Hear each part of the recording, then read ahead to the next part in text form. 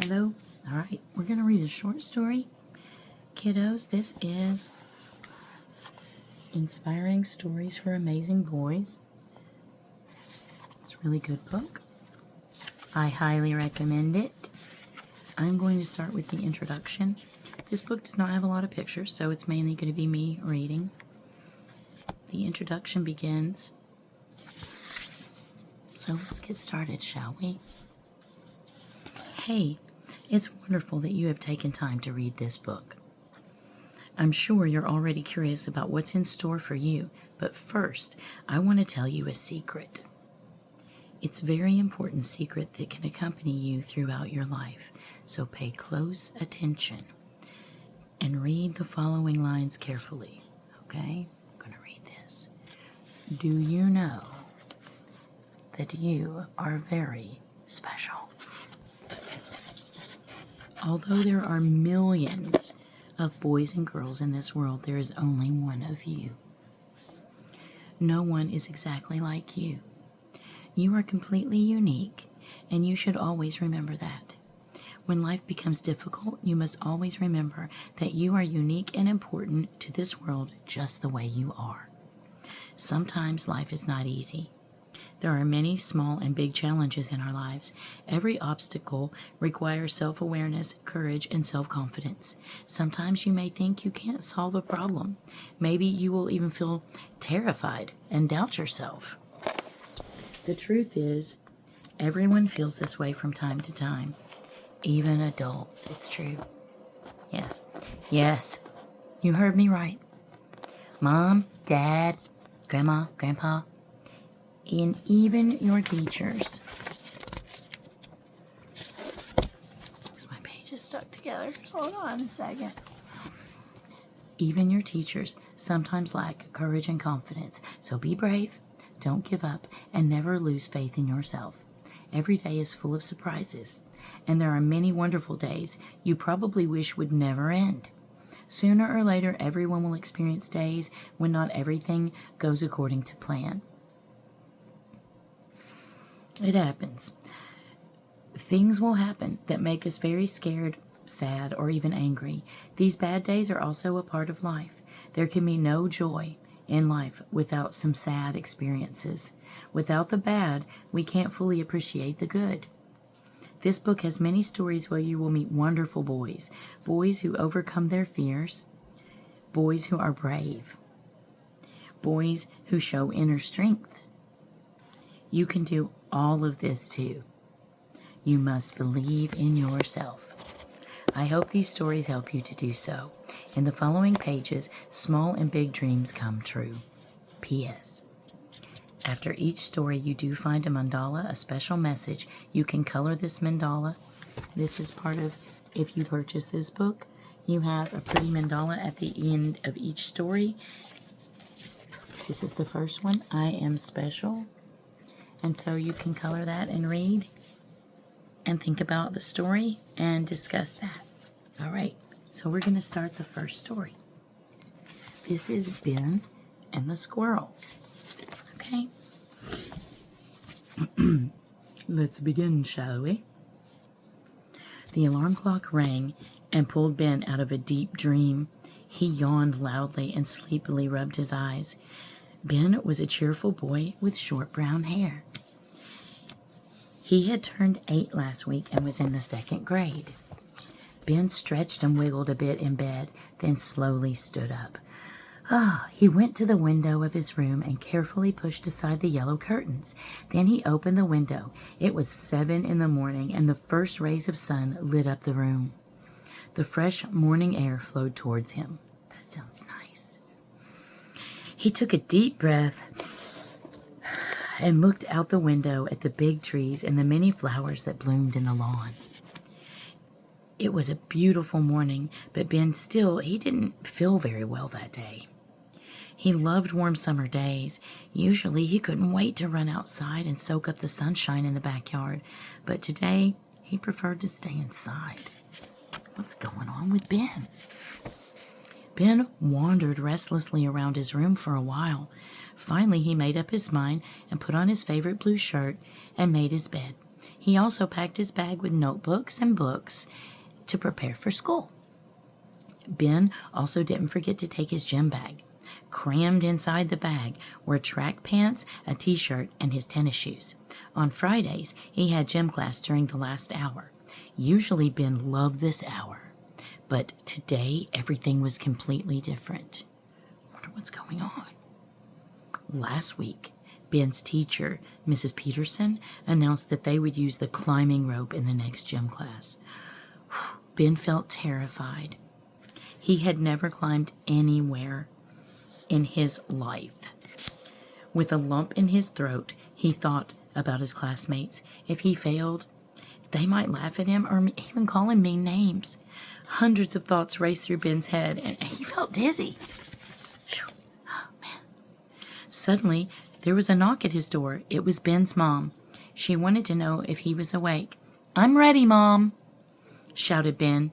His mom opened the door and said, "Good morning, my darling. Breakfast is ready.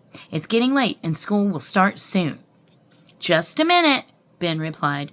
He swung his bag onto his back and reached for his gym bag with his right hand. As he was about to close the window to his room, Ben heard a loud rustling sound outside. Curious, he looked to see where the noise was coming from. That's when he saw it. A small, reddish-brown squirrel was climbing nimbly a large tree in the backyard. Hurriedly, it reached to the top of the tree. "Oh, if only I could climb as well as you, little squirrel. Then the climbing rope would be easy for me, and I wouldn't have to be afraid anymore." Ben sighed softly to himself. With a frown, he closed the window and made his way to the kitchen. Mom had already prepared breakfast there.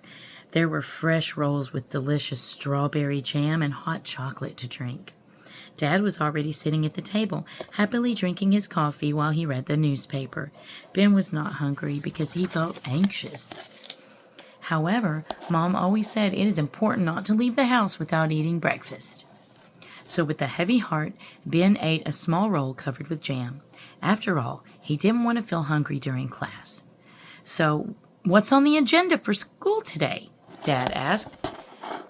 Ben quickly swallowed his last bite and answered, "First, I have math, then English, and finally, gym class." For a moment, Ben thought he might tell his parents about his fear of the climbing rope, but he decided against it. Somehow, he didn't want to talk to Mom and Dad about it right now, although he usually talked everything over with them. After breakfast, he ran to the bathroom, carefully brushed his teeth and combed his hair through with his brush. Then he said goodbye to his parents, who gave him a kiss on the forehead and wished him a good day at school. Ben made his way to the bus. The bus stop was only a few minutes from Ben's house. He heard a rustling sound again. Then he saw the squirrel from before. It had a nut in its hands. It was only a few feet away from Ben. The squirrel also noticed the boy. See, here he is. It stood on its hind legs and gazed deeply into Ben's eyes. "You're not going to take my nut, are you?" the squirrel asked cheekily. Ben stood in front of the cute animal with his jaw on the floor and his eyes wide open. He was unable to believe what was happening. Did the squirrel really just speak to him, or was he dreaming? You can talk?" stuttered Ben in disbelief. Yeah, I can, but I rarely actually talk to people. For you, today, I'll make an exception, dear Ben, because I like you," replied the squirrel. How do you know my name?" asked Ben in complete amazement. Well, why, we're neighbors. I've been living in that birch tree over there for some time. From there, I sometimes watch you play with your friends and you talk to your parents. That's how I learned your name." "Why, where are my manners? My name is Frederick, but you can call me Fred." "Tell me, you kids have to go to school in the morning, right?" "I think you need to be leaving soon," said the squirrel. "Well, hello, Fred. It's nice to meet you," Ben replied with a smile. Then he continued, with a slightly hushed and more serious tone. Well, actually, I don't want to go to school today. I'm supposed to climb the climbing rope in gym class, and I'm terrified of it. But Ben, you don't have to be scared of that at all. Take a deep breath and don't look down. You'll find that it's not that hard after all, said Fred, smiling and nodding his tiny little head to try to cheer Ben up. Well, that's easy for you to say. After all, you're a squirrel, and you're naturally great at climbing. But Fred, I can't, sighed Ben in frustration. Fred felt sorry for the little boy. He scratched his head with his right hand. He pondered about how he could help Ben. Then he started to say, "Yes, you are absolutely right. Today, I can climb really well. But you know, I wasn't like that from the start. I remember when I was a little baby squirrel. The first time I had to climb a tree by myself, why, I was probably more scared than you are right now. Honestly, it's okay to feel scared and nervous about new things, but you shouldn't let it stop you. Don't ever let it stop you, Ben. If you really want to climb that rope, then you have to believe in yourself. I, for one, believe in you. You can do it. You can do it." Ben listened intently to Fred. While listening, he discovered a new, overwhelming sense of courage. Fred was right. He could do it. If he believed in himself, he would have liked to chat with Fred some more, but now he really had to hurry to school. It's going to really be late. "Thank you for your help, Fred. I will remember what you said." "You helped me a lot. I hope to see you again soon." Hastily, he waved to Fred. Fred had already dashed back up the tree trunk. He glanced briefly at Ben and then disappeared into the dense branches. With renewed courage to face life, Ben got onto the bus and went to school. He decided to face his fear.